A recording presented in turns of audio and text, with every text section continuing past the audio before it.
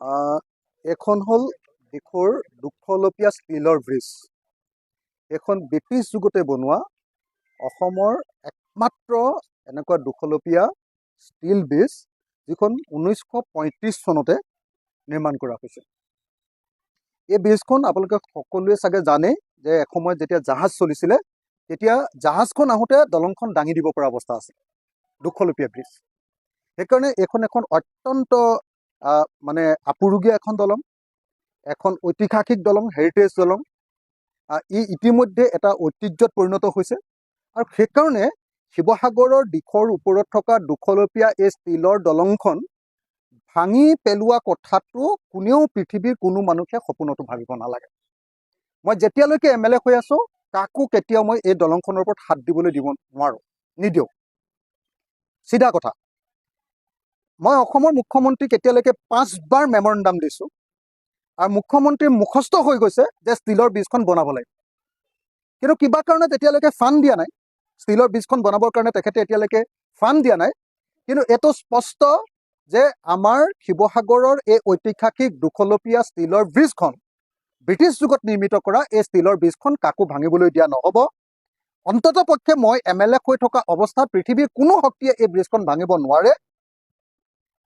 তো এইখন আমি পুনৰ নিৰ্মাণ কৰিম। চৰকাৰৰ ওচৰত ইয়াৰ এষ্টিমেট দি থোৱা আছে। খালি এটাই প্ৰব্লেম হৈছে যে ওপৰৰখিনি বিউটিফিকেশ্যন কৰিবৰ কাৰণে আমি পইচাৰ আমাৰ অভাৱ নাই।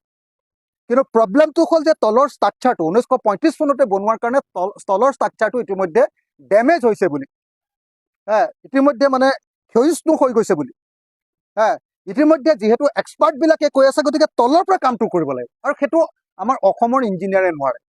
আমি IIT গুৱাহাটীৰ জৰিয়তে এইটো ষ্টাডি কৰাব খুজিছিলোঁ। মুখ্যমন্ত্ৰীয়ে এইটো সন্মতি প্ৰকাশ কৰিছিলে, আৰু সেইকাৰণে এতিয়া কোনোবাই যদি, যোনেই সংগঠন নহওক লাগিলে, যি ব্যক্তিয়ে নহওক লাগিলে, এই শিৱসাগৰৰ ষ্টীল ব্ৰিজখন, ঐতিহাসিক ষ্টীল ব্ৰিজখন, ব্ৰিটিছ দিনত নিৰ্মাণ কৰা এই দুখলপীয়া ষ্টীল ব্ৰিজখন যদি কোনোবাই ভাঙিম বুলি সপোন দেখিছে, বা ভাঙিবৰ কাৰণে যদি কোনোবাই দাবী উত্থাপন কৰে, এয়া অলিক কল্পনা। এইটো আমি হ'বলৈ নিদিওঁ। মই এইখন যিকোনো প্ৰকাৰে মোৰ কাৰ্যকালত এইখনক সংৰক্ষণ কৰাৰ, বিউটিফিকেশ্যন কৰাৰ, সৌন্দৰ্য বৰ্ধন কৰাৰ ব্যৱস্থা গ্ৰহণ কৰিম। গতিকে মই সকলোকে অনুৰোধ জনাইছোঁ যে এই যিবিলাকে এতিয়া এনেকুৱা ধৰণৰ এটা ভুল বাৰ্তা মানুহৰ মাজলৈ প্ৰেৰণ কৰিব খুজিছে যে এই ব্ৰিজখন ভাঙি দিব, আৰু ভাঙি দিবৰ কাৰণে মুখ্যমন্ত্ৰীৰ ওচৰত দাবী জনাইছে, আৰু মুখ্যমন্ত্ৰীয়ে মানি ল'ব। মুখ্যমন্ত্ৰী নালাগে, পৃথিৱীৰ ঈশ্বৰ আহিলেও কোনেও ইয়াতে এই ব্ৰিজখন ভাঙিব নোৱাৰে, মই যেতিয়ালৈকে আছোঁ। গতিকে এইবিলাক কথা ভাবি কাৰো লাভ নাই।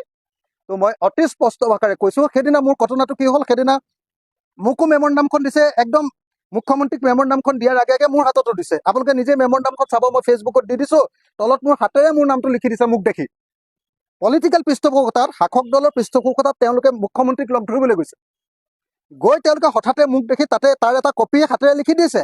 মইতো আৰু মেমৰেণ্ডামখন লগে লগে পঢ়িব পৰা নাই, মুখ্যমন্ত্ৰী মোৰ লগতে আছে। গতিকে মই গম নাপাওঁ। আৰু কোনোবা মানুহে যে দলংখন ভাঙি দিব লাগিব বুলি ক'ব, এইটো কোনোবাই কল্পনা কৰিব পাৰে নেকি কওকচোন? সেইকাৰণে চোৱা নাই। মই ভাবিছোঁ এই দলংখন তেওঁলোকে সংৰক্ষণ কৰিবলৈ কৈছে, তেওঁলোকেতো ভাঙি দিবলৈ কৈছে। গতিকে এইটো দাবী কেতিয়াও মানি লোৱাৰ প্ৰশ্নই উঠিব নোৱাৰে। এনে দাবী অমূলক, এয়া দাবী মূৰ্খামিৰ নামান্তৰ। মই ভাবোঁ যে এনে কথা যি কথা কৈছে, তেখেতসকলে নিশ্চিতভাৱে ঐতিহ্যৰ প্ৰতি সচেতন নহয়, তেওঁলোকে শিৱসাগৰৰ গৌৰৱৰ প্ৰতি সচেতন নহয়, তেওঁলোকে শিৱসাগৰৰ ইতিহাসৰ প্ৰতি সচেতন নহয়, আৰু এনেকুৱা ধৰণৰ অলিক কল্পনা আমাৰ দিনত কোনেও কৰিব নোৱাৰিব। মই তেখেতসকলক ভৱিষ্যতে এনেকুৱা কথা নক'বৰ কাৰণে আহ্বান জনাইছোঁ, আৰু অসমৰ মুখ্যমন্ত্ৰী ডাঙৰীয়াক আহ্বান জনাইছোঁ যে আপোনাৰ বিধায়কে, শিৱসাগৰৰ বিধায়কে 5 বাৰ আপোনাক মেমৰেণ্ডাম দিছে। আপোনাৰ নিশ্চয় মুখস্থ হৈ গৈছে। মই প্ৰত্যেকবাৰে আপোনাক লগ ধৰিলে কওঁ যে ষ্টীলৰ ব্ৰিজখন সংৰক্ষণ কৰিব লাগে, আপুনি টীম পঠিয়াওক, আপুনি পইচা দিয়ক।